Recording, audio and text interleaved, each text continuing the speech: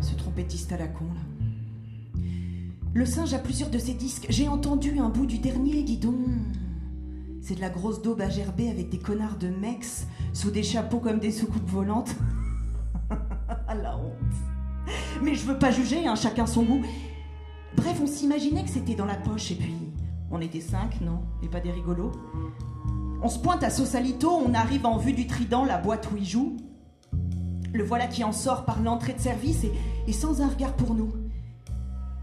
Il profite de ce qu'on avait laissé la caisse dans la rue d'à côté pour nous filer entre les doigts, l'enfoiré. Des mauvais payeurs dans notre business, y a guère que ça. On les rappelle à l'ordre, on les bouscule si besoin et, comme on leur dit toujours, rien de personnel, mec, hein. C'est seulement les affaires. Et ils le savent tous, il y a des règles, faut bien. Les camés se font toujours des illusions, c'est dans leur nature.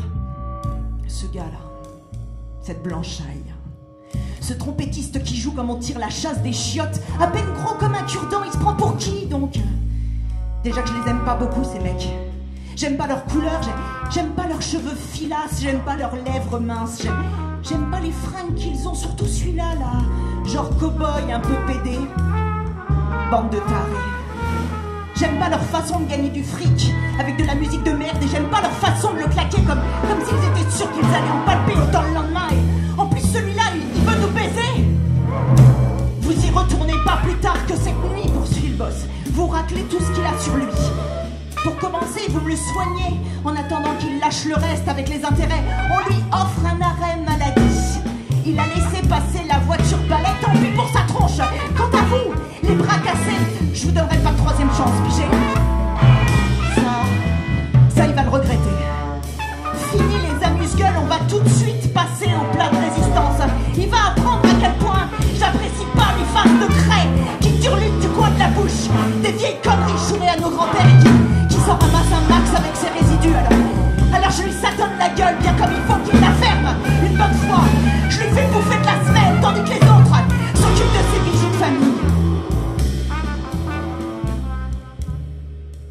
Homme de 36 ans, présenté au service par des particuliers à la suite d'une agression sur la voie publique. Où il trouve la force de se relever, de se redresser sur les genoux, je sais pas. État confus transitoire. Avec son gabarit poids coq, c'est un coriace le mec, hein. Il suce des enclumes au petit déjeuner ou quoi? Volumineux hématome du pavillon de l'oreille gauche. Je lui en balance une dans la tempe. Hématome sous-orbital bilatéral. C'est l'oreille qui trinque. Chou-fleur et gelée de groseille pour tout le monde. Il vacille en arrière, mais il reste droit quand même, dis donc.